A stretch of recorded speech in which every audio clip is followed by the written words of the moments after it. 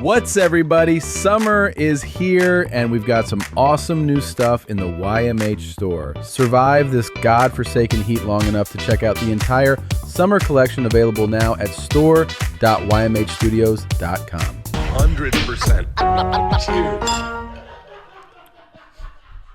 Bertrand. Thomas. This is our last episode before the fans get what they want, which is new hosts. And we're going to go make magic. You're going to make a television show. I'm going to make a movie. And I'm going to miss you, man. You're going to be in Atlanta with a whole crew of people. You're going to have new friends and you're going to get to know a city like you've never known it before. I mean, you think you know Atlanta, but not the way you're going to know it now. You're going to give me all the... Magic City has the best wings in the world. Magic City, you're going to know Magic City real well. You're going to start telling me where to go get my... I got all my friends live in Atlanta. Do they? Yep. All my old friends live in Atlanta are white. All my new friends that live in Atlanta are black. Yeah. You know whose house I went to the other day? Who? T-Pain's. Where? Here? In Atlanta. In Atlanta. I went and did his podcast. Did you really? Dude. Yeah. I'll just say, me and you have some money, but we don't have T-Pain money. I'm a huge fan of T-Pain. Dude, T-Pain's house is astounding. Yeah. I wish I had taken pictures around it. I would love to show it to you. It's first of all, it's in Atlanta. It's I would say, you know, for the money. Oh, are you just pulling it up? Oh, okay. Never mind. That's his house. Damn. It is. Yeah, that's his house. Jesus Christ, that is his house. Holy shit. So, okay, do you see that? Hang on, stop in the middle. Stop in the middle, go up, right there. Yeah. So I pulled in right there in between, pulled around and then into where those two things. Yeah. Tom, 15 cars. Yeah. Up on risers, fucking a donk. He's got fucking race cars. He's got a Wraith. He's got every car. It's so fucking amazing. And here's the deal. This house was built by like a clear, by the way, Payne, I hope you appreciate what I'm going to say and I hope it doesn't come off sideways. This was built by just rich white people, right? Some guy, no one builds a house for a rapper. Right. They build a house for a rich white family. Uh-huh. And you walk in and T-Pain has T-Pained it up? It is, Tommy, it's like the funnest fucking house you've ever been to. You like walk in, you're like, this is very nice, it's beautiful, it's gorgeous. And then they're like, come on. And then they pull a fucking book and the door case opens and you're like, what the fuck am I experiencing? That's and then cool. you go into what was once, I'm sure, a billiards, smoking, game room. It looks like you're in Tron and there's stripper poles everywhere. Yeah. There's TVs on those sides. And I go, there's TVs. They go, click, click. Now they're windows. And you're looking outside. They have cameras on the outside. It's so And he's a big Twitch streamer too, right? Dude, he loves his podcast setup. I told him, I said, I've been to the best podcast setups in the world. Nothing compares to him. Really? We do a podcast. And it's the funnest podcast I've done in a very long time. Because, you know, I was in production mode the whole time while I was in Atlanta. And so all of a sudden I get a night off where it's like, we go out there at 7. Black dudes always have podcasts at 7:00 at night. Yeah. No black guy does like a noon podcast. Yeah. It's like you go 85 South, they're like, show up around 11:45. You're like, are we doing an overnight? Go out to T-Pain's at like 7:45. They have it catered, right? They have a whole dinner catered. Everyone's around. There's like 15 people just hanging around. Yeah. Cocktails. His wife, Amber, made me the best fucking Porosos cocktail I've ever had. It was crazy. Have you ever heard him sing? Yeah. Hold on. This guy, he can really sing. Nobody knew this, I think, for a long time. It was all like, because everybody was like, he's doing the, what's it called? The Auto-tune. The auto-tune stuff. And that he had like some big hits with it. And then like you hear him actually on stage singing. And you're like, yo. Hold on, hit pause. Just let me tell the story. Mm-hmm. So I found a water pick, Kyle. Thank you. So I'm trying to figure out the right place to tell this. I told this on his podcast. So Podcast is amazing. It's got 2 guest hosts. It's really fun. And we have drinks. We did end up doing 5 hours. And it was fucking awesome. Stick around, Kyle. Do not leave. And then he pulls out. This is why I bring this up. He pulls out. Did you say 5 hours?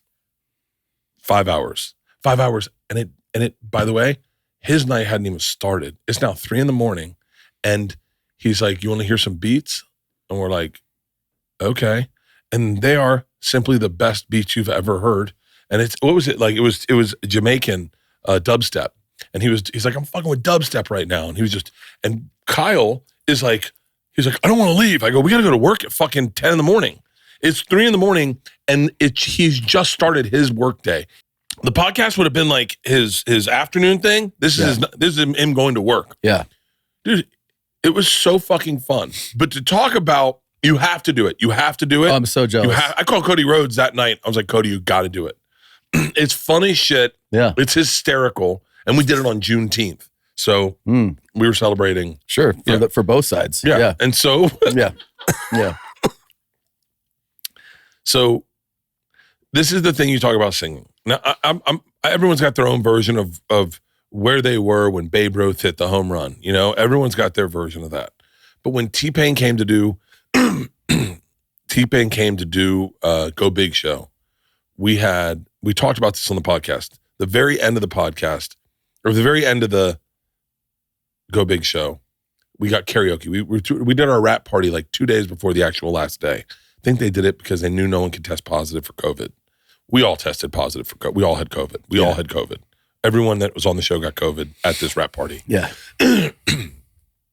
And Payne's there, and and the reason I bring this up is on the thing he had a hard seltzer, whatever those are, hard seltzer, and he had one, and I had never had one before until that rap party, and I drank 10 of them, and I got sicker than I've ever been. It was COVID, we found out, and he was like, I love these, and we were doing karaoke. Now, all anyone knew him was for auto-tune. Yeah, and we were like, "Yo, Payne, go up and sing." And he's like, "Man, I can't sing. That's my whole thing. I can't sing. I'm auto-tune." And we're like, "Just sing." This is a whole cast and crew. I'm sitting next to Cody Rhodes and Rosario Dawson, and T-Pain goes up, no auto-tune, and bangs out War Pigs. Generals gathered in their masses. And we are sitting there like, holy fuck, he can sing. Yeah. Now you cut to what he's doing today, and he's singing. I'm not saying we were there at ground zero. We were there the first day, but man, we witnessed what we would call our ground zero. Yeah. And now he's killing, and he looks amazing. Look at how skinny he is. Yeah, it looks great. No, he's really talented, man. He's beyond talented, and he's the sweetest guy in the fucking world. Yeah, no, awesome. I'm a fan, dude. Set me up. I want to do it. Oh, it's so. But his cars, you would geek out just over his cars alone. I bet. And his like, it's, dude. By the way, I was on the first floor of what I think is a 4-story mansion. Yeah, I mean, it's crazy, and it's like, you know, when you stand in like I got a nice house, but if you stand in certain parts of my house, you're like, okay, yeah. But like, when you go to a rich person's house, and everything feels like it's dug into the ground, and everything's really solid, no doors squeak and nothing, dude. Cool. Amber made us the coolest. I'm gonna find out the cocktail. I'm gonna post it. I'll text Payne right now. He's the sweetest guy. You know, he's a guy. He's like me and you, where he can't stop working. Yeah, he has to work. He has to do something. Or hey, can you get Amber to text me that recipe for the Porosos drink? It was fucking incredible. Also, you have to get Tom Segura on your podcast. T-Pain. Dude, you realize you forget how many fucking bangers he has. Yeah. Like straight bangers. Yeah, like, he's put out hits, man. Yeah, he's put out big hits. No, that's all. I mean, that's fucking awesome, man. I also love that it's like it's almost like a rebirth of an artist in a way too. Even though like he didn't, stop, I'm saying, but like to see that somebody has this other side, it's very cool. You know what's interesting about him is he is authentically a unique individual. Meaning like he's never who you think he is. Like I find him so fascinating because he's not one thing. Like he is the exact reason you can't judge a book by its cover because he's so into so many different things and like he's just a real curious brain. I fucking love him. That's awesome, man. Yeah. That's awesome. Can I tell you? Okay, two things. I have a bunch of things I want to talk to you about. Have you watched the Sack Exchange? The Sack Exchange. On ESPN 30 for 30. Which one is that? Do you remember when we were kids? Mark Gastineau, Joe Klecko. Yes, this is I know what this is because he is like super pissed that his sack record got taken by Strahan, I think. And Favre was involved. Kind of took a knee. Yeah. I remember that. To him and then hugged him. Yeah. And you're like, and he would, but he's so. Did you see the video of him approaching Brett Favre? Yes. Yeah. And he's like, you really hurt me, man. You hurt me. No, yeah. Brett, you hurt me. Yeah. And he's like, yeah, no. He's like, oh, okay. Brett Favre's like, I don't know if you know about me. Did you watch the Favre doc? Okay. All right. Listen. Can you still love your heroes? Because he was a hero of mine. Well, he was a hero to a lot of people. I mean, he was kind of like, I would say he was the NFL's most beloved player for kind of a generation because he had that, he had that accessible persona and background where like he's a Mississippi boy and he's not, I think there was another guy there who was like, it was like year 3. He's like, what's cover 2? And they were like, what? Like he didn't know anything about, what I mean? Like, he's not like the by the book guy. He was the guy who just like showed up gunslinger, right? Just so crazy. That's why we love Baker. Yeah. That's why we love Johnny Manziel. Yeah. These guys are just like, and like white quarterbacks. Yeah. Can be like Brady and dialed in, or they can be like like a Steve Young. Yeah. Just gunslinger. And like Favre, extending plays, like magic happens, like it felt like this magical thing. And he was just like this, not even quite aw shucks, but just like, you would think when you watched Favre play that if football paid $30,000 a year, that's what he'd be doing anyway. You know what I mean? Like you couldn't even tell he was this multimillionaire guy and like none of it really seemed to faze him. And so people were just like in love with this guy and like the stories in that doc are like, I mean, honestly, like what feels like, I think the worst is the last bit about like taking money that is earmarked for the poorest of the poor in Mississippi. And you're seeing the texts like, hey, they're not going to find out about me getting this money, right? And then you're like, and then he's like, I didn't mean it like that. And you're like, wait, how did you mean it? Summer's hotter weather is finally here, but don't let hair loss make you sweat. I mean, look at me. If you're starting to notice thinning hair, Hims can help. Hims offers access to proven prescription hair loss treatments with ingredients like finasteride and minoxidil, clinically shown to stop hair loss and regrow hair in as little as 3 to 6 months. And it's all online. Just fill out a quick intake form and a licensed medical provider will determine if treatment is right for you. If prescribed, it ships right to your door for free. No insurance needed, no waiting rooms, and no big markups. One low price covers everything, starting at just $35 a month. Hims has already helped hundreds of thousands of guys get thicker, fuller hair, and now it's your turn. Start your free online visit today at hims.com/bears. That's HIMS.com/bears for personalized hair loss treatment options. HIMS.com/bears. Individual results may vary based on studies of topical and oral minoxidil and finasteride. Prescription required. See website for full details, restrictions, and important safety information. I'm not into chasing trends, but I am all about stuff that fits right, feels good, and actually lasts. That's why I keep coming back to Quince. Their lightweight layers and high-quality staples have become my everyday essentials. Quince has the kind of stuff you'll actually wear on repeat.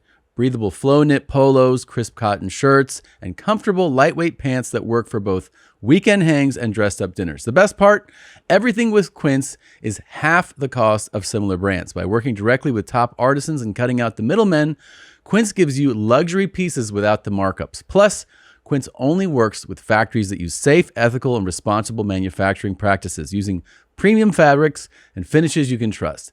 If you want quality and value without compromise, Quince has you covered. I love the linen button-up that I got. It's breathable, it's comfortable, and it's perfect when the weather is cooking like it is here in Austin. Stick to the staples that last with elevated essentials from Quince. Go to quince.com/bears for free shipping on your order and 365-day returns.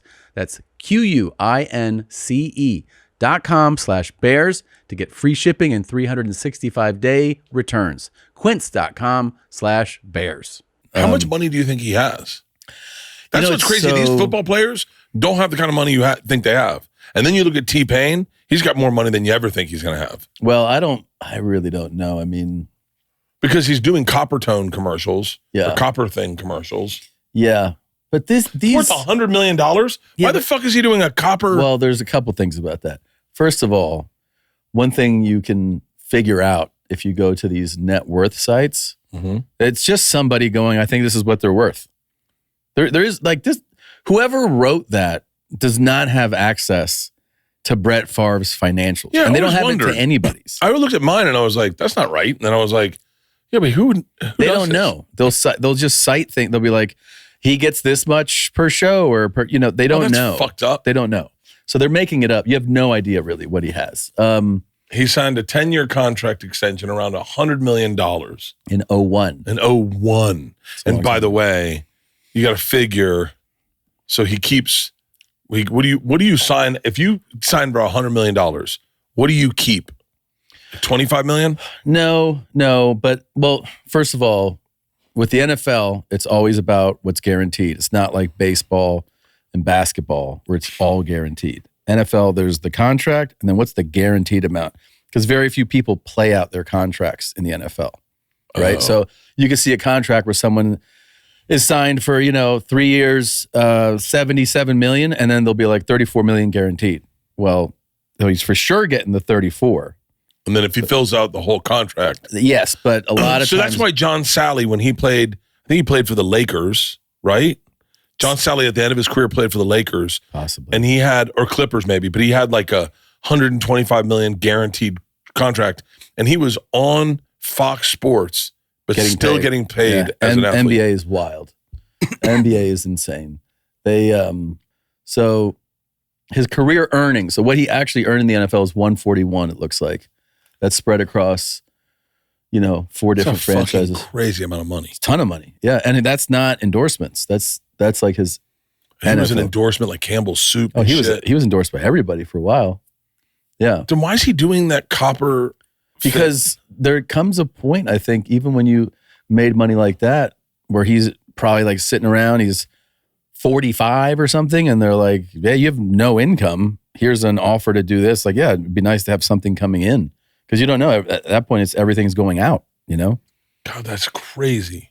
Yeah, it's And then nuts. he took money from underprivileged people, Well, allegedly. allegedly. Yeah, I mean, Allegedly. I don't know. I don't know what's been proven. I'm saying like in the doc, they kind of show you that it seemed like a pretty corrupt type of story, but because it involved like multiple levels Yeah. I mean, I think the governor's office was involved, and yeah, it is a crazy story, but it was one of those stories where I would love to have Brett Favre on to defend that. I know you can't, but I would love to hear him on a podcast to defend it. Yeah. Yeah, look, he had a guarantee there for 101. Jesus Christ. Are these all his earnings? I don't know. Drink olive oil for 7 days. Yeah. Damn, he played for 16 years in Green Bay?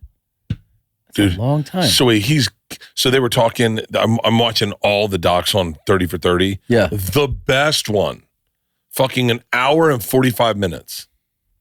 2001 Ravens. Is that when they won the Super Bowl? 2001 Ravens. What a crazy fucking team. Shannon Sharp, fucking my guy, Goose. Yeah. Like one of my favorite human beings I've ever worked with, I've ever known. One of my favorite guys. He worked. He worked at Scripps for DIY. Okay. He gave me my man cave. He did? He gave me my man cave. He gave me my man cave, and he gave me extra. It was my man cave. He gave me $186,000 worth of man cave. Wow. And then he told me why. Why? Pulled me into his fucking thing, and he goes, "We tried working with some of the other Travel Channel fucking people. They're all fucking difficult. You're not difficult. You're one of us. So all the money we have for all three of them, we're giving it all to you. That's awesome. You get all of it. $186,000. You're my guy, Bert." And I was like, "Thanks, Goose." That's awesome. And then you know, if I've ever flown private, it's Goose's charter. Oh, right. He started Goose. that. Yeah, Titan Aviation. Shout out to Dirk, but that's Goose. That's all his children work for them. It's like in a weird way. If you ever fly, flying private's expensive, but I don't mind knowing Goose's kids get it. Yeah, that's cool. Know? That's cool. But Goose is, and you forget what a fucking star he was. Oh yeah, what he was a fucking personality. And this documentary, they brought the whole, the majority of the team back. Ray Lewis. Ed Reed was on that team. Rod Woodson. Yeah. Trent Dilfer. Yeah. Jamal Lewis. Smoking. Dude, they had just lost Ray Rice. Jamal Lewis had a 2,000-yard rushing season, and they found out he was chain smoking. It's insane. They're 30 for 30. Their Hard Knocks was the best Hard Knocks that there ever was. I remember that Hard Knocks, yeah. That was the best Hard Knocks there ever was. Yeah. And that documentary is amazing. And they filmed that documentary. Peter Boulware was on that team? Peter Boulware was on that team. Yeah. They filmed that documentary right 2 months before Goose died. Really? Yeah, he died 2 months later. What is he? He died of heart attack? Heart attack, yeah. 55 years old. And they ask him, Tommy, what do you want on your tombstone? They ask him that in the documentary? In the documentary, they're like, what do you want on your tombstone? And he goes, you know what, on my tombstone? I want a fucking highlight reel. I want them being like, hey, my name's Tony Siragusa. I like spaghetti. I like hanging out with my friends. I like played football. And then he goes, I want a TV. See what's on Goose's tombstone. I think the thing on his tombstone is pretty fucking epic. Really? I think. Type in Goose's tombstone. Goose was the greatest guy. So we're sitting at upfronts, Tom. Yeah. And Goose does not fit in at all. He doesn't fit in the chairs. We're in a fucking theater, and it's like,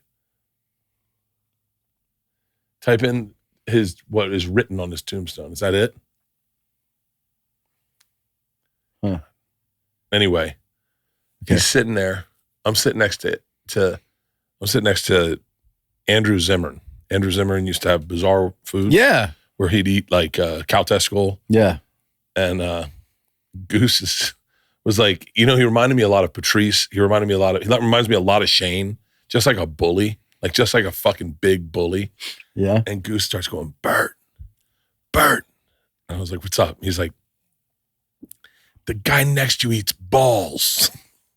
I go, I know. And he goes, no. Tell him this whole row knows that he eats balls. I go, yeah. And he goes, hey, tell him to turn around. I want him to see the look on my face when I tell him he eats balls. I go, hey, Andrew, I think he goes, I can hear him. I go, Tony Siragusa wants to talk to you. And he goes, and he turns around and he goes, well, hello, Anthony. And Tony goes, hey, I seen you eat balls before.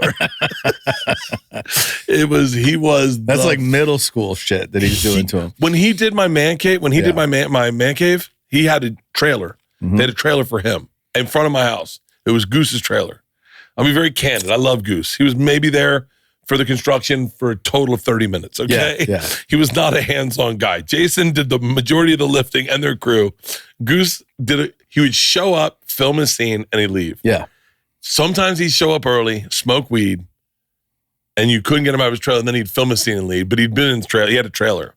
So he comes and I'm doing work, and then one of the PAs is like, hey, Goose wants you in the trailer. And I was like, oh, okay. And they're like, just so you know, they're like drinking and smoking beer. And I had the day off. I was like, cool. So I walk in the trailer and it's Goose fucking smoking and drinking. And it hands me the joint and I hit it. And I hand it to the guy next to me and it's Kato Kalin. Kato? They were really close. He's sitting with Kato Kane. I go, you're Kato Kale. And he goes, yeah, I know. I was like, what's up, man? And he's like, I'm friends with Goose. And I was like, oh, cool. Just the weirdest. Yeah. But yeah, that fucking doc is so good. But Trent Dilfer says in that doc, he goes, I respect Tom Brady and Aaron Rodgers. They're great guys, but they couldn't do what I did. And he goes, if they played when I played, they wouldn't be who they are today. Because apparently so many rules changed. Oh, I see what he means, yeah. I mean, so many rules changed, I guess, in hitting the quarterback and when you could. I mean, part of the reason, not to say that your team wasn't great, Kyle, because Kyle's from Baltimore or whatever you say. Uh-huh. Baltimore. He's from Baltimore. I'll be hitting up Baltimore on my Permission to Party World Tour this fall. Anyway, one of the big plays was they're playing the Raiders, and Goose goes to sack a guy and then falls on him again and like crushes his rib cage. Yeah. And they're like, dude, but Goose, even this is how much I love this guy. He says, you got to watch the doc. It's so good. Phil Simms comes after Goose on air and he's like, that's illegal. He should be fined. This is crazy. That's an illegal play. And Goose watches it and he goes, this fucking cocksucker. NFL calls Monday and they fine Goose $10,000. Because of that. And Goose is like, fuck Phil Simms. Fuck Phil Simms. He grew up in Jersey. I grew up in Jersey. I'm going to get in his fucking face. So they go to do a pre-thing for the Super Bowl. And fucking Goose goes up to Phil Simms. He goes, hey, cocksucker, you owe me $10,000. I know where you live. You just put in new landscaping. When you come home and it's all dug up, I want you to know it's in my fucking house. You're like, what a fucking great fucking legendary man. That's awesome. Oh, yeah, his kids are great too. Yeah. He's a great guy. But that's a cool doc. But yeah, he was fun to watch, man. I mean, he was fun to watch just because, honestly, you'd watch him play, but then watching him do like an interview was so much more entertaining. Like those guys were so fun to watch. Yeah. That squad was unbelievable, man. It's like, do we have that in football anymore? What? Like, did football change so much? I mean, it's changed a lot. It's kind of a little more corporate. A lot more. Yeah. I miss those days. Yeah, because it used to be like. Or is it because we were children? I think that plays a role in it, but it did used to be just all about the game. And I think it has evolved into just such a brand. And you know what I mean? Like it's so massive. NFL is massive. As I'm saying, not just like popularity, but like as a corporation. And yeah, there are a lot of rules, you know? It's like it's fucking Coca-Cola. Like it's a company like that, you know? It's a Fortune 500 massive company. Support for today's episode comes from Square, the system powering like literally half the places I go. I just saw an ad online for these guys who's got the Glizzy stand, and they were bragging about their Square. If you've ever tapped to pay and thought, wow, that was fast, it was probably Square. Whether you're selling lattes, cutting hair, hot dogs, detailing cars, running a design studio, you're a stand-up comedian selling merch, Square helps you run your business without running yourself into the ground. What is Square? Square is a platform behind the scenes of so many of the businesses you already love. Whether it's someone selling smoothies, cutting hair, fixing bikes, running a boutique, Square gives them one connected system to take payments, manage inventory, run payroll, send invoices, and track it all from one place. This isn't just a point of sale. Square includes hardware that works in person and on the go, software for managing staff, marketing, and customer insights, banking tools like Square Checking to get paid instantly. And let me tell you, I love my Square. I love my Square. I was at the very beginning of Square. I remember when Square first showed up. I remember the first time I saw it, and I was like, dude, this is a game changer. I think your boy's going to start selling merch, and I did. Does anyone remember those machine shirts? Thank you, Square. If you're starting a business or running one that deserves better tools, Square helps you sell, manage, and grow without slowing down. Right now, you can get up to $200 off Square hardware at square.com/go/bears. That's SQUARE.com/GO/bears. Run your business smarter with Square. Get started today.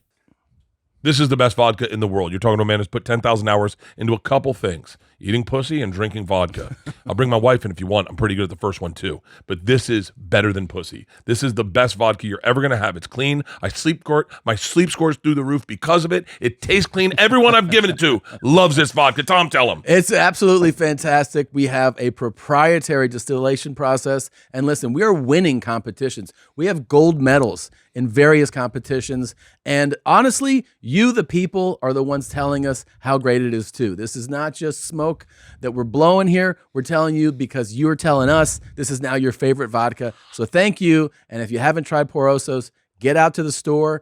If they don't carry it, tell them you want them to carry it. Tell them, request it. When you go to the bar, you say, hey, do you carry Porosos? And if they say no, you go, you should. It's pretty freaking awesome. And then walk out. You know what I do?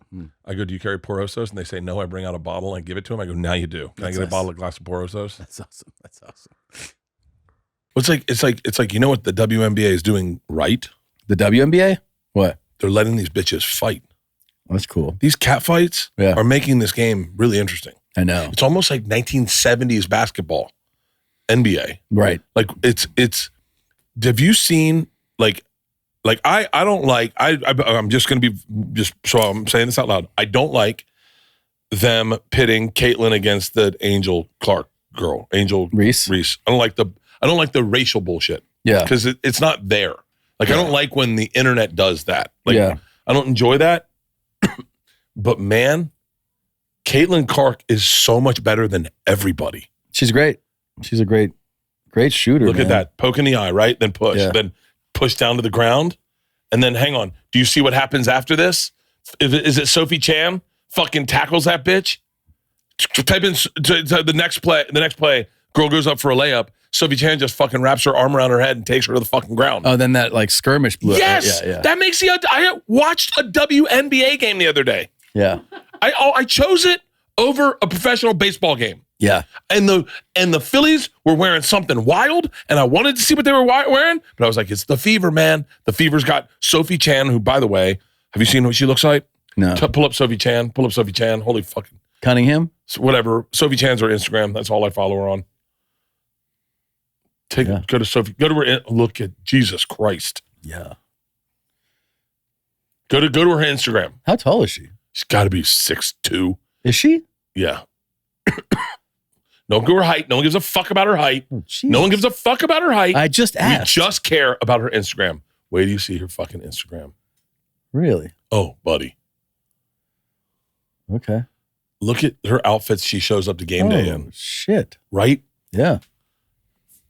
Mm-hmm. She's fucking stunning. And here's the other thing that's great about these. All these WNBA players, do you know what the one thing they have in common? What? They had great relationships with their dads. That's why they played basketball.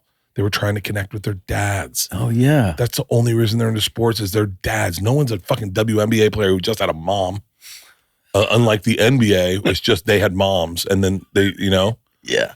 And then I get it. All these fucking WNBA players, they all had great relationships with their dads. Their dads are at their fucking games. Who do you think taught them how to play basketball? Dude, she's smoking, man. Dude, she's insanely beautiful. Yeah. And by the way, baller also. Yeah. Now, all you're going to see on Caitlyn is all her highlights. And Caitlyn's got crazy highlights. Like literally fucking 5 dribbles just outside the half court and shoots a 3. Yeah, it's and you're like, what the? Her dad must be amazing. Pull up Caitlyn Clark's dad. I bet this guy's fucking. I bet he's so. He's from Iowa? Yeah. I bet. Brent Clark, vice president at a product company. Him and his wife, still married, maternal grandmother, fucking football coach. Catholic high school. Give me a picture of this fucking guy. Look at him. Fucking dude. That guy showed up every day and was like, Caitlyn, let's work on bounce passes. Yeah. Caitlyn, 3 points. You got a girl. I got to bet he has a cute nickname for her. Hey, Sea-Dog. Here we go, Sea-Dog. Fucking Caitlyn's dad. Yeah. If you're a man listening to this, you need to realize you need to be fuck Tiger's dad. You need to be Caitlyn Clark's dad. Right. Caitlyn Clark's dad took fucking. She must have had brothers too, right? Does she have brothers? Has to. I would bet my fucking house on it that she has a brother that's like, that's the Reggie Miller. That's the formula. Reggie Miller. Right. His sister was 10 times better basketball player than Cheryl. Cheryl Miller. Yes. She's unbelievable. Are those her brothers? I don't know. If they are, those are the two that beat the shit out of her for probably her You whole. know, they fouled the fuck out of her, and then she goes sit on the table. Includes her parents, 2 brothers. Blake and Colin. Blake and Colin would foul the fuck out of Caitlin. And then He played football for Iowa State. Jesus Christ. Yeah, and she had a younger brother too. They would foul the fuck. She would come inside, and she'd be crying in their modest house on the farm in Iowa, and playing in a dirt patch with just a stick and a hoop, no backboard. And he'd foul her, and Caitlin would come in and go, "Mama, I need a glass of milk." And she'd go, "Caitlin, you go downstairs and you talk to Pa."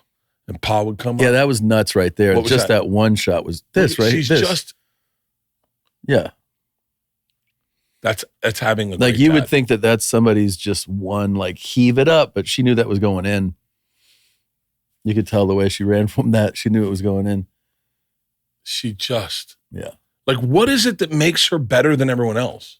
Oh, she's an incredible shooter, man. But, I mean, what is that? Is that just... Well, it's somebody who fucking probably shot more than anybody growing up. I mean, she has like Steph Curry vibes, you know? Like he's the best shooter we've ever seen in the NBA. Oh my God. Yeah, but she can facilitate too, man. She is a super... Where's this Sophie from? Where is she from? Sophie Cunningham. I don't know, but I was already following her. So she had to have played basketball at a college I performed at. Let's hit that wiki.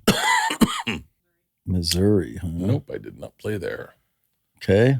They were both, her parents were both student athletes at Mizzou. Jim? Black belt in Taekwondo at age 6. That's fucking father interaction. Yeah. That's a great dad. Hey, honey, do you want to go get ice cream? Well, you got to get a black belt. Holy shit.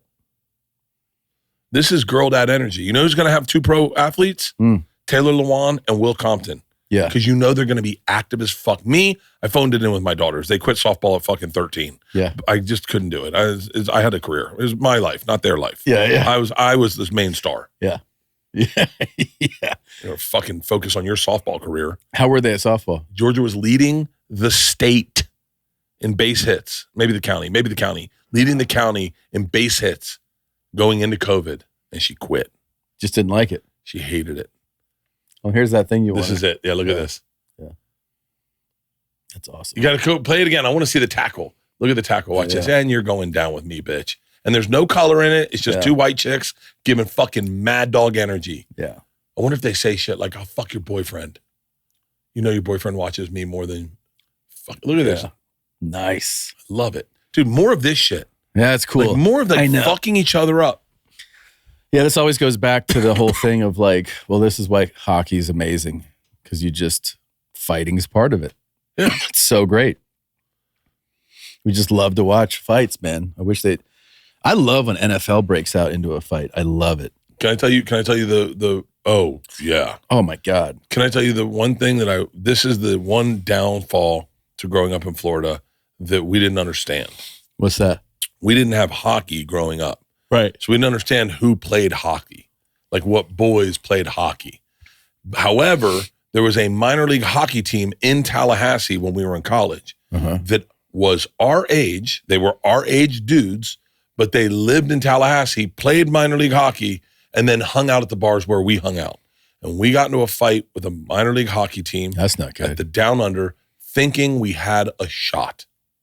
Having no idea what a hockey bro is. Yeah. Thinking, yeah, we're tough too. And they're like, now in retrospect, they're like, no, we fought yesterday. Yeah. We fought at practice. We fight all the time. And I was like, I fought 5 years ago. I got in a fight. We got fucked up. Dude lost his tooth that night. Really? Yeah, we got fucked up. Yeah. And I just ran into a dude who came up to me the other day. I was doing something, and he was like, "Hey, man," I was like, "I'm your age, but I played hockey." And I was like, "Oh, I think we fought you guys." He was just like fucking still a brick. Yeah, those guys are gnarly, man. Are you kids gonna play hockey? No, I don't think so. Fuck it. I don't think they want to. No, they're not gonna. They can't achieve if they're from Texas. You got to go up in Florida or Canada. That's the only place you. Boston, New York, Minnesota. If we had stayed in Minnesota, when I got to Minnesota, I was 10. Everybody was playing hockey. You'd have been a hockey player. I don't think I would have because, I mean, I did start skating then because it just became normal. But I was still, really into football, playing football, I don't think I would have done hockey. I would have been a spectacular hockey player. Spectacular? I'm probably one of the best. Not even fucking around. Are you a good skater? Beautiful. Now, hold on. Good roller skater. Okay. You're not a good ice skater? Well, we didn't have ice then, so I never learned how to ice skate. Oh, you've never ice skated? I've ice skated a couple times. I'm not very good at it. However, I was a competitive speed skater on rollerblades. Competitive? On roller skates. Wait, when you say competitive, you mean you went to competitions? On Saturdays, they would hold speed skating competitions at our skating rink. Okay. And they'd do skate, and then they'd hold a competition, and we'd race around the rink a couple times, and we'd see who won, and I won all the time. I was so good. Did you like to dance and skate? Oh, fucking amazing. Yeah. Amazing. Now, my confidence lays with me for the rest of my life. So, like, if I do something great one time, I believe I'm great at it for the rest of my life. For sure. So I'm doing a show called Wings of Glory for Red Bull. We're sort of the Flutag. And we're doing sketches to interlude in between the filmed Flutag. And they go, hey, Bert, can you roller skate? And I go, I'm an amazing roller skater. And they're like, cool. We want to do a bit where the guy's got a pen in his mouth, and he's doing something, and you go up and you go, hey, safety first. I'm sure you can find this video, Wings of Glory. Safety first, okay? And then it pulls back to reveal you're on rollerblades with a chainsaw. And I go, okay, or roller skates with a chainsaw. And I go, okay. And they go, can you skate backwards? I go, yeah. And they're like, great. So we're just going to add the chainsaw thing in post. Mm-hmm. Wings of Glory, Bert Kreischer. And so I go, just turn the chainsaw on. I think it's funnier if the chainsaw's on. Just scroll until you find the chainsaw on roller skates. God, what is this? This is it's a TV show for like fucking Fox or some shit. This is a different TV show? Yeah. You gotta keep your finger, go back. Right there. Hit play. Think. And then there's chainsaw and me in roller skates. So I fell with the fucking chainsaw on and almost cut my fucking leg off. Oh, that's a real chainsaw? It's a real chainsaw. I go, why not a prop? I wasn't thinking. What is this show? I've never even heard of this show. What is this? It's something I did. $30,000.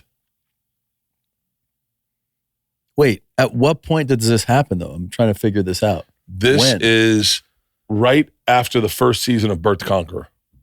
First season of Bert the Conqueror, they came to me. You'll see me jump off hang on, don't go all the way. Go back. Right there. Okay. And what is the premise of this show? We were going to hit pause. We were going to the Flutag. The Flutag is an event where they fly homemade planes off an aircraft carrier. Right, okay. So we went to Camden, New Jersey. Uh-huh. Off an aircraft carrier. There was a hurricane coming in. This is an interesting part of this story. Yeah. There was a hurricane coming up the coast, and it was fucking up the river. It was sucking water out of that river, that whatever river it was. It was sucking it out to the ocean because of the pressure system for whatever reason. And so the water was moving rapidly, and they were like, the Coast Guard were on top. There's fucking 1 million people. I'm not even exaggerating, 1 million, because it's free. 1 million people out at this park to watch people go off in airplanes off the aircraft carrier. And the producers are like, I think it's too dangerous. I think we're going to call it. And the head of police, the chief of police goes, no, you're not calling it. And I was like, what? And he goes, I got 1 million fucking people that want to see you fucking idiots go off a goddamn aircraft carrier. I don't give a fuck if you lose somebody. I got a riot on my hands. If 1 million people don't see people go off that fucking thing, they go, well, it's all voluntary. And he goes, there's got to be someone you're paying to do this. And they looked at me and they're like, you're getting $30,000. You're up. So I went first. And we almost got sucked off to the aircraft carrier. I landed on my ribs, broke my ribs. Shitting blood. It was such a fucking shit show. But this is me going off. The thing almost decapitates me. Wait. This is you. This is me going off right there. So. There? Yeah. That's you? That was me. And we lived. Oh, so you just go right in the water. Some people get really fucked up. In the Flutag crashes, some people there was a news reporter. Oh, pull up Flutag crashes. Oh my God, you're going to see some crashes. Crashes. Crashes. Oh yeah, so some people really get fucked up. Yeah. Wait, do some people really take off well? Oh yeah, They some must. people fly legit. So you do a dance, a presentation, and then you build this, and then you see who can fly the furthest. Holy shit. And some people get fucking worked, and then some people like this. Well, he got some air. That's cool. Yeah. That's not good. That's not good. That's really bad. Oof. That's really, and then watch him. Oh, you could tell these are concussions left and right. Dude. Oh, dude, breaking your back. Oh my God. Holy shit. Just see the worst ones. So those little bars, just go to the best ones, the ones with the highest bumps. Oh, the plane didn't even go. In all honesty, you'd rather the plane not go. Right. Oh my God, look at her. Oh shit. Oh. She's she gonna hit the fucking. Oh, fuck, that sucked. Oh, like that dude, I feel like is concussed immediately. Onto the fucking thing. What about a good one? Type in longest Flutag flight. All right, watch this. Oh fuck. These are all. Some people just build something and jump off of them, but it's so hard because you can't time it right. Oh yeah, he's just like, this is gonna. Yeah. That's what you're hoping for. That's just what you want. Yeah. That's what part of the thing is. We had to learn a dance, so we did a dance up there. But we were so fucking nervous. I was like, everyone's got to jump. Yeah. And they were my cameramen. My cameramen and soundmen all had to jump. So were you terrified? It was the fucking most afraid I've ever been out of all these things. Was this? Yeah, because I had to go first, and the one. And you went just straight in, right? The one person that went before me was the day before. It was a news reporter, and they had put her on a wing, and the wing, she was from Baltimore or wherever. Baltimore. How do you say it again? Baltimore. Bodymore. She was from Baltimore. The city that reads, man. And she went off, and the thing went like this, and dropped, and she was sitting on it, and it smacked the thing and broke her back. And they had to go in and get her out of the water in a fucking stretcher and took her off in a stretcher. And then they're like, we go tomorrow. And I was like, what the fuck? I was like, this looks dangerous. And they're like, oh, it's really dangerous. I can't believe you've done so many of these things for somebody that seems to hate the idea of doing so many of these things. Oh, we were talking the other day about you going surfing with the boys. Yeah. I got stuck on the outside one time. That's the scariest thing in the world.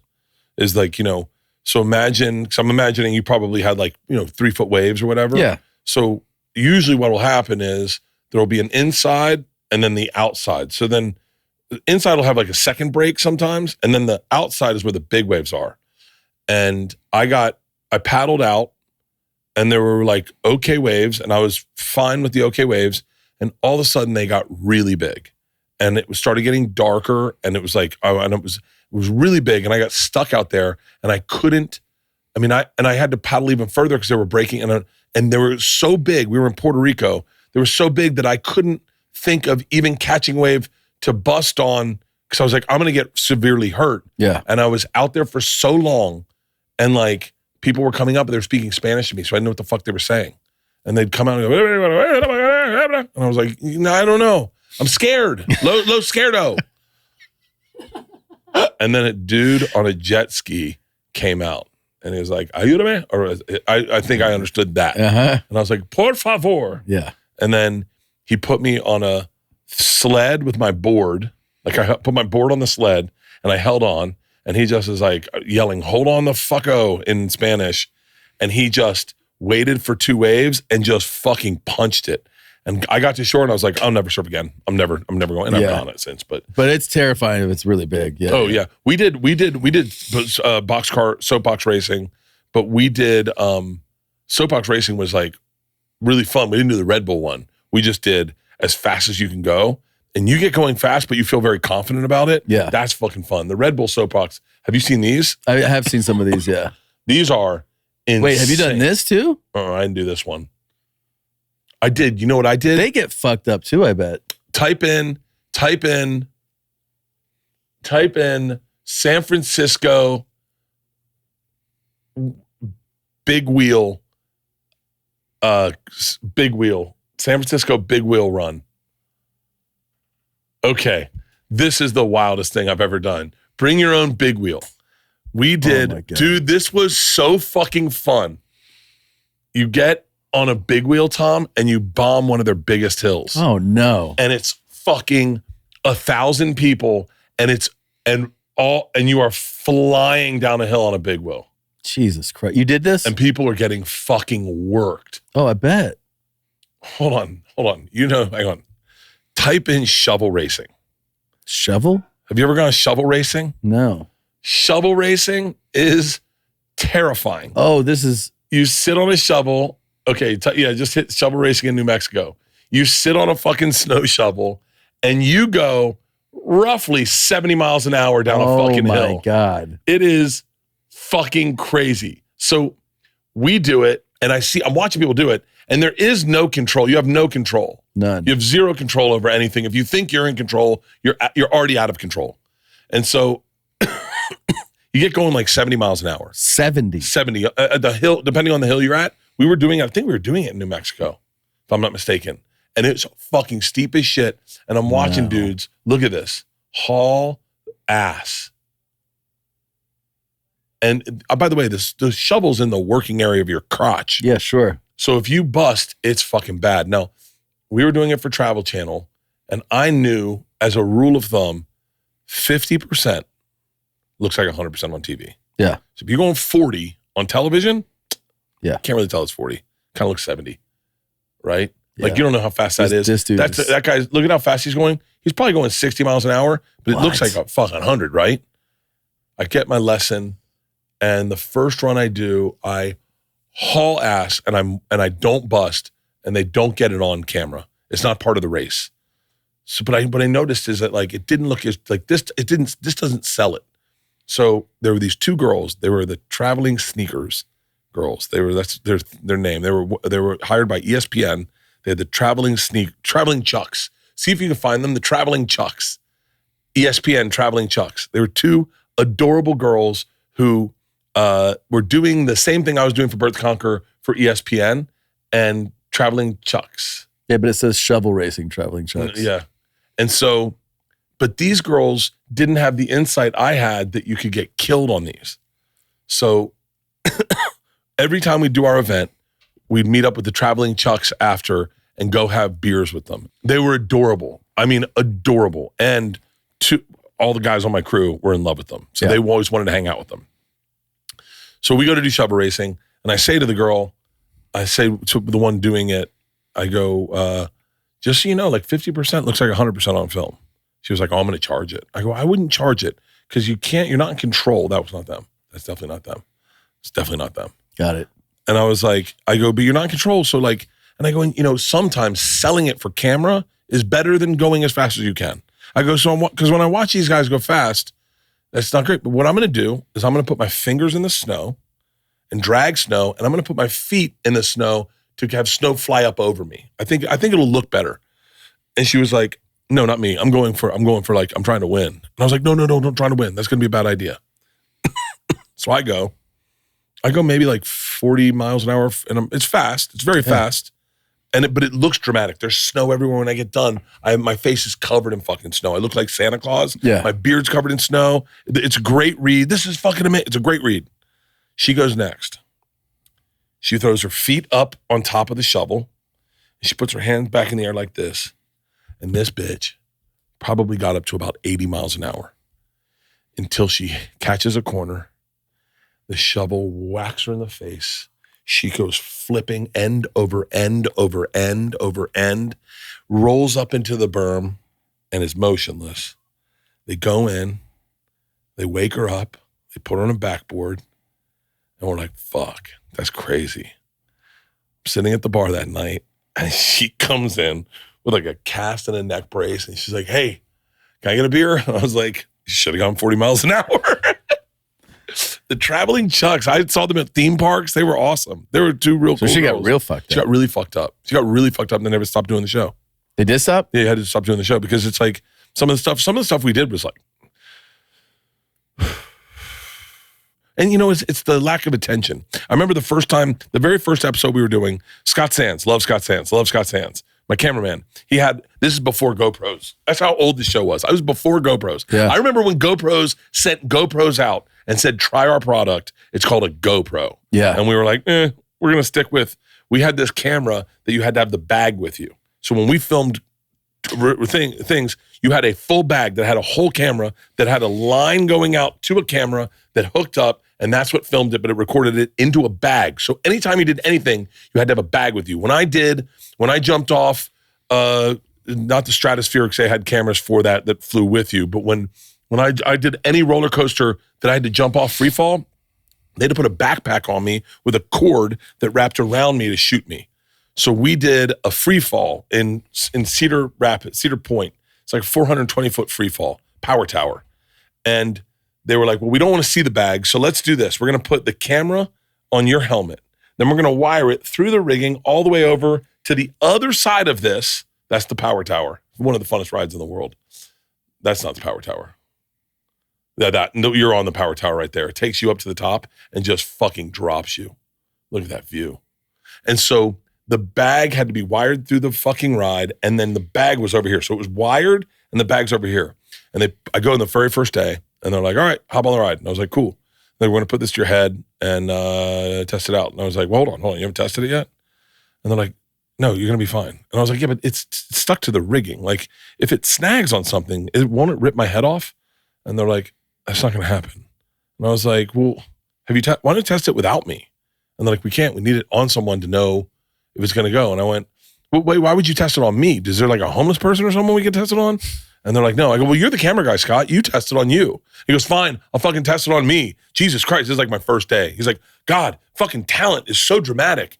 And then he goes, hey, we checked the whole rig, right? And they're like, well, no, we checked it a couple times. He's like, well, hold on, let's just check it a couple more times. Like, oh, it's different when it's your fucking head. But that was the whole production, is like, they didn't know any of the things. They didn't know. Safety was like, ultimately they were like, if he gets hurt, it's a better show. Yeah. I think people probably watch those shows hoping that the host is like maybe hurt. Oh, when I did Her Bert, they sent me under a house to be a rat collector, and they got a rat handler who from the movie Willard. Do you know Willard? No. Oh, pull up the fucking cover of Willard.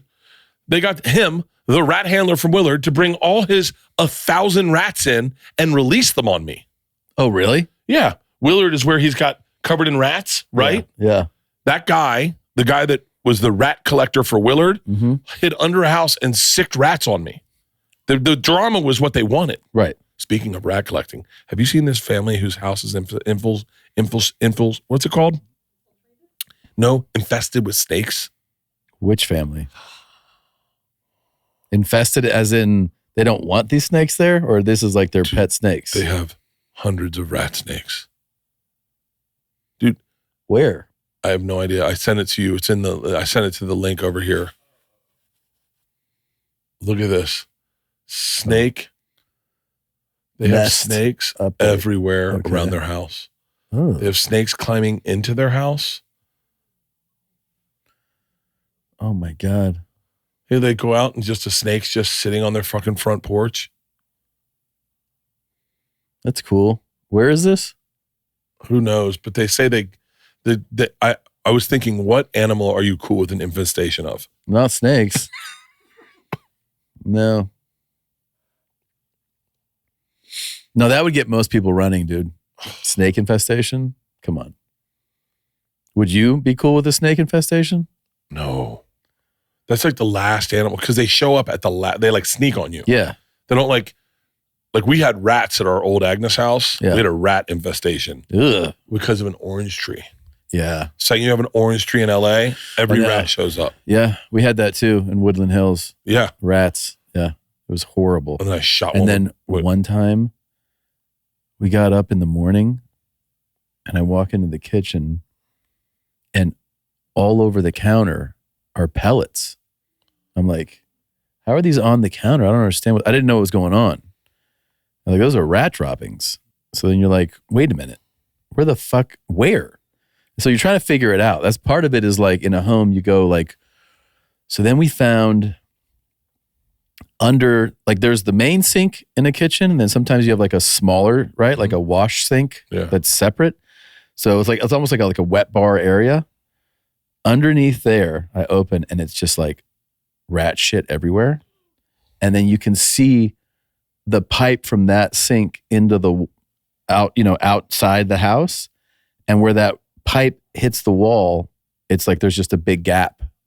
And you're like, oh, this is where they're coming. Like, that's why there's shit here. This is where they come in. So I was like, I'm like so freaked out by this. I'm like, fucking, I don't know what to do. So, you have like. You tell Christine? No. Oh, there's no way around it. Yeah. So we have that, we clean that up. You have the, like the rat people or whatever come out. And like, what do you want to do? I'm like, just poison everything. Put poison everywhere. Like put traps and poison. And they're like, well, I go, I don't care what it kills. Have it kill everybody in the neighborhood, right? So we're just putting. They're like, we're putting these. They're like, your dog could get a hold of this. I'm like, let it die. Just fucking put the poison out. So we put poison everywhere, and then, whatever. Like a few days later, you find more pellets, and I'm like, God damn it. So then I just go to the hardware store, and the caulk filling. Yeah, dude, I just fill that gap so entirely, like where it's like foaming out, falling, and that sealed up every entrance, and that was the end of it. Like that's what it was just the accessibility. I mean, they can squeeze in through like a dime. Oh yeah. So you have to just have zero gaps. But that shit made me, I lost sleep over that. That had me just. You could, in Agnes, they would climb across our power line that went into our house. Yeah. And it went up right to a thing. There was a hole that they'd come in. So they put a mesh shield over it. Right? Yeah. So that they go, well, fuck it. We'll close it up. Whatever's in there dies. Whatever's out there can't get back in. Fucking the girls. There's a mama rat on the line talking to a baby rat inside the house. And they're like, Dad, we can't let a mom not be with its baby. Oh boy. And I was like, wait, what do you mean? And they're like, okay, don't get mad. We opened up the shield so the baby could come in, so the baby could come out, but the mom went in. And I went, of course the mom went in. It's inside. All the good shit's inside. And they're like, well, we broke the shield. So now they're all going back and forth. And I was like, motherfucker. So I took my BB gun and I went out with a bottle of wine one night and I just sat there. There's a pellet gun. And I just sat there and I waited for them to cross. And I was like, I'm just going to take them off. Yeah. Like one by one. I'm drunk. Think that I'm the kind of guy like Rogan that could just fucking hunt my own game, process my own meals. First one. I'm like, oh God. I start crying. I'm like, what the fuck? Just die. Yeah. Grabbed it, wrapped it in tail, slammed it, it didn't die. I was like, motherfucker, why won't you die? Yeah, that shit's, it's rough, dude. We, in Silver Lake, we had rats because also just in that terrain, like you would see them crossing power lines and phone lines and everything. And so I was working as a site rep where I would go to like production offices or like locations. And when I was in the main Hollywood location office downtown, I saw one of the maintenance guys and I was like, hey, got these rats at the house. I don't know what to do. And he was like, oh, I got something for you, man. He goes, take this shit. And it was this like pad that you peel the top and then there's like sticky shit. Oh, have you seen? And they get stuck in it and their metabolism just immediately like kind of shuts down. He said like they have to be able to move constantly. He's like, this is the shit right here. He's like, set these up. Rat. So I set it up in the backyard and I took like a dollop of peanut butter and I put it like right in the middle. And he's like, that's what you do. He's like, let me know how it goes. So I go in, he's like, how'd it go? I go, I put the peanut butter out, I put the sticky pad out, and in the morning, the thing was flipped over and shit on. And he goes, those are some big rats. I go, cool, man. We also had a possum in the inside above my bed. Like, so in my bedroom, in the ceiling, you would just hear like all this scrape. And it was a possum that I think had a baby up there. Yeah. And so you would just hear claws scratching all the time. So that one I called like an animal control person. That dude came out like straight out of central casting, like 4 teeth. In LA? You know? Yeah. Wraparound shades, like he was like, I don't know what the fuck to do. And he set up a cage and he was all proud of it. He showed me like, put this bait right here. And he goes, that possum's going to come in here and that door's going to shut. And he's like, it's going to be pissed. Whatever comes in there is going to be pissed as shit. He's like, you just give me a call, I'll come pick it up. And I go, what are you going to do with it? He's like, I'll release it out like some park somewhere. Yeah, take it to a farm, Tom. Sure Bro, thing. That thing was like on like clockwork. That thing when Did you find me shovel racing? Is that you? What? That's me? That's you right there? Yeah. It's crazy that even your staff interrupts my stories. It's not just you. Like, I'm fucking talking and your staff's like, I'll play a video. It looks good with the snow flying by, right? Yeah, 17 minutes later, perfectly perfect. No. So wait, what happened with the possum? Just even my staff interrupted. yeah. Hey, is that me? You're like, oh yeah, here's you. This is the thing you were talking about half an hour ago. You want to watch it? We had a possum kill our chickens. A possum killed the chickens? Killed all our chickens one by one by one within a week.